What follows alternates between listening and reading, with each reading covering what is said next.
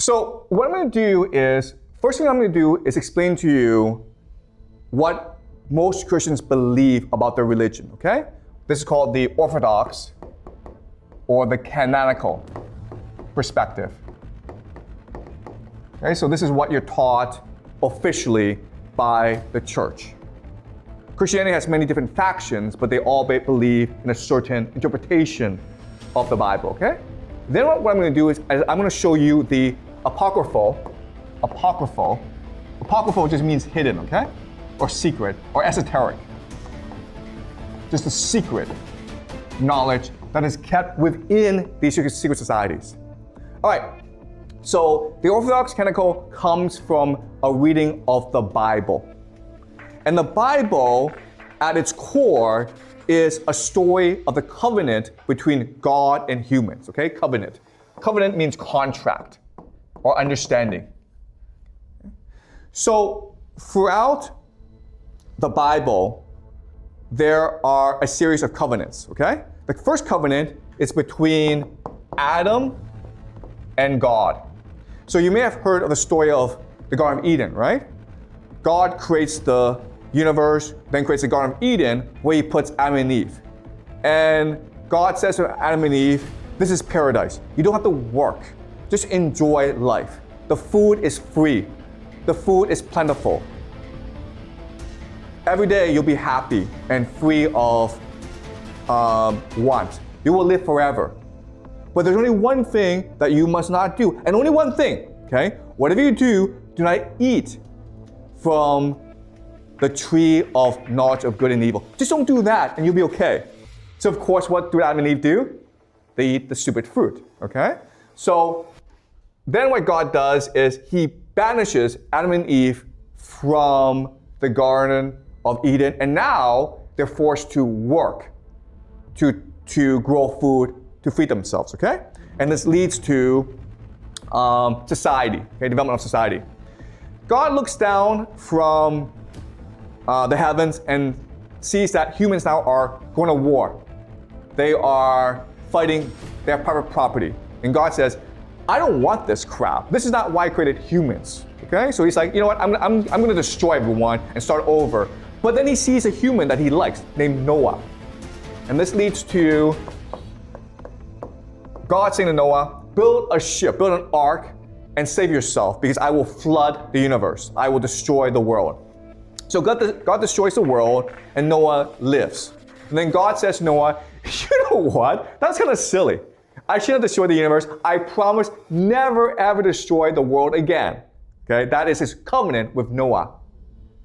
But God sees that humans are still wicked and evil. And he says, you know what?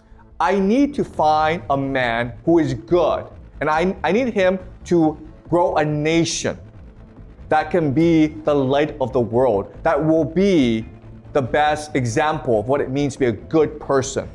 So he finds a man named Abraham, and Abraham, of course, is the father of a nation called Israel. And so this is the third covenant. God says to Abraham, you and your children, your grandchildren, your great-grandchildren are now loyal to me. I see you as the chosen people, and I give you the promised land. Okay, that's what Israel is, a promised land. Over time, what happens is that Abraham and his people, they go off to Egypt. And in Egypt, they become slaves to the Pharaoh of Egypt.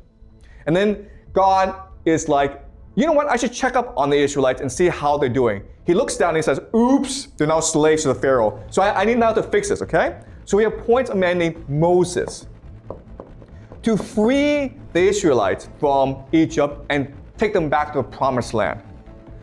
When Moses does this, God says, now what you must do is give the Israelites my law, the 10 Commandments.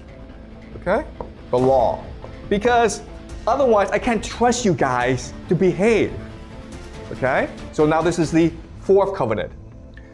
So now the Israelites are back in the promised land, but again, and even though there's laws, they still become wicked and they start to worship false gods. So God punishes them, and God is now looking for a good leader of the Israelites. And then finally he finds a person named David, who becomes the king of the Israelites. And God says to David, you are the person I've been looking for all of eternity. You are the best example of what it means to be a faithful follower of me, Yahweh. Okay? And so this is something called the Davidic covenant. The Davidic covenant states that God will always favor Israel as the chosen nation. And the house of David will rule Israel forever. Okay? So guys, quick question here. Who wrote the Bible? Probably this guy, okay? Right? If you have to guess who wrote the Bible, probably not Moses, probably not Abraham, probably not Noah, probably not Adam, probably this guy, okay? Because he's saying that all of these five, okay, I am the best. I'm the person that God loves the most. My family will rule the world because that is God's will. Okay? Now, of course, that's not what happens. Eventually, David has a son named Solomon, and these two are considered the two best rulers of Israel. And this is what we call the Davidic kingdom, okay? The Davidic kingdom, the golden age of Israel. But after Solomon, the Israelites turned wicked again, and then God has to punish them and scatter Israel across the world, okay? And so the last covenant is the arrival of Jesus. What Jesus does is that, first of all, he reasserts the law of Moses and say to the Israelite people, remember Moses and his law, because that's what God wants. Then he sacrificed himself in order to free the Israelites of the original sin, right? Because God's pissed off at people because people ate the fruit. That's the original sin. That's the first crime of disobedience against God. So by killing himself, Jesus frees humanity of the original sin. He redeems humanity. Okay? Now, the last thing that Jesus does is he creates a new covenant, okay? A new covenant between humanity and God. From now on, because Jesus has freed everyone from the original sin, everyone can now be with God. You don't have to be Israelite. You don't have to follow the Mosaic law. You don't even have to come from the family of David. Anyone and everyone can now love God, and God will love that person back, okay? And this, of course, starts Christianity. All right, so this, guys, is called Judaism, what the Jews believe. Okay? And this is, all six is what Christians believe, Christianity. All right, the first five covenants are what Jews believe to be true. But they do believe that eventually someone will return to restore the kingdom of David, okay? But not Jesus. Not Jesus. The Christians believe that Jesus is the final prophet. Okay? In fact, Jesus is God himself. That's why it's called Christianity. Because they believe in Jesus Christ. So this is the entire history of Judaism and Christianity. What they believe, officially. Any questions before I move on? Okay? So now, as you can understand, if you are a true Christian or you're a true Jew, there are actually lots of issues with this understanding. Okay? The first issue is, why did God have to kick us out of the Garden of Eden? I mean, was eating of fruit so bad as to banish us from paradise? Like, what was wrong with eating that fruit? Okay? That's a great mystery in the religion. Why did the original sin happen? And why was God so angry? Second problem is Noah. I mean, like, God destroyed the world because we were wicked. But after he destroyed the world, we were still wicked. So why did God have to destroy the world in the first place? If he's God, then should he understand how humans are? Wouldn't he understand that destroying the world would just, it doesn't really do anything, okay? So that's kind of strange. The last problem is Jesus. Who was Jesus? And why did he have to kill himself? Why did God have to send his only son to die for humanity? Okay, so if you're new to Christianity, the very idea of Jesus actually doesn't make much sense to you. I grew up in the West. I grew up in a Christian world, and it never made sense to me, okay? People told me about how great Jesus was, like, okay, the story doesn't make any sense. So if you're a really smart person, there are lots of questions about this interpretation of the Bible, and these are the three major ones. Okay? So now what I will do now is I'll explain to you what the esoteric, what secret societies believe really happened. Okay? So I want to start with Noah. Why did God destroy the world? The reason why God destroyed the world is not because of humans, but because of something else. These people are called the Nephilim. Okay, also, by the way, if you guys are interested in learning more, there are two books that are not part of the Bible, but which will give you insight into the esoteric knowledge, okay? The first is called the Book of Enoch. Book of Enoch. The second is called the Gospel of Thomas. Okay? All right. So I am using these two books as sources for my explanation, okay? So the Nephilim are children of angels and women. Okay? So what happened was that the angels who were supposed to watch humanity came down and saw, wow, these humans, these females are really beautiful. So what do? Well, they have sex with them, right? And then what happens? They have lots and lots of children. And what do these children do? These children enslave humanity.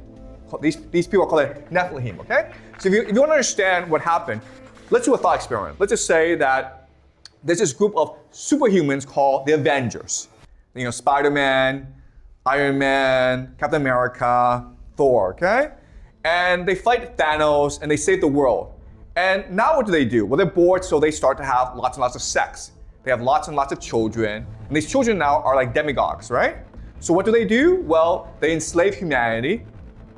But then what do? Well, they start fighting amongst themselves. Okay? So that's basically what happened. So God had to destroy the Nephilim because they are not natural. Angels and humans are not supposed to have sex with each other. And this creates a new power called the Nephilim. The problem, though, is the Nephilim are divine, and therefore they cannot be killed. So you can get rid of their mortal bodies, but now they become demons who live underground and are in the shadows. And guess what, guys? They're still here today. So these secret societies, they believe the Nephilim are real, and they still control the world. The richest people in the world are actually Nephilim. Okay? Because they've been around for thousands of years, and therefore they're able to control the development of humanity. Okay, so they're called the Nephilim. So that's easy to understand.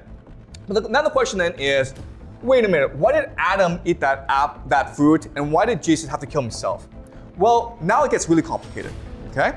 So now I need to explain to you what the secret societies believe. Okay? Remember, they believe that mind leads to matter. What does that mean?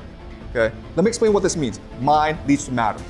In the beginning, the true God is called the monad. Okay, the one.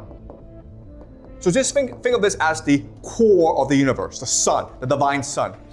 The monad is so powerful that when he breathes, okay, he vibrates divine energy. And over millions of years, this divine energy creates new life forms. Okay? So the first life form are called the dyads. Dyads are just pairs, okay? Usually male, female, that are children of the monad. And they're able by themselves to create new universes as well, okay? So the dyads start to emanate, okay? So the entire universe is vibration. It's vibrational energy. It's the breathing of these cosmic beings, okay? And over time, over millions of years, these vibrations become atoms, which then leads to matter, okay? That's what they mean by mind leads to matter. Now, one of these dyads, named Sophia, decides, you know what? I can be just as good as the monad. What does the monad do? The monad is able to propagate by itself, by himself. He doesn't need to mate. So Sophia says, you know what? I'm going to produce something by myself. I'm going to have a child by myself to prove I am the monad, okay? So she does this, and she creates a new being, okay? A new being. This is called the demiurge. There are different names. We'll call them the demiurge. The demiurge is a monster, a monstrosity, because it goes against the natural order. So then Sophia is like, oops, I shouldn't have done that. So what does she do? She abandons the monstrosity. She throws him away and hides him in a sea of clouds. So no one knows he actually exists. Okay? Even the demiurge doesn't know he exists. The demiurge does not know about this world, right? Therefore, he believes that he must be the one true God, capable of creating new life. So what does he create? Us. Okay? He creates the planet Earth. And then he creates Adam and Eve. Okay? That's what a monster would do, okay? Look at this history.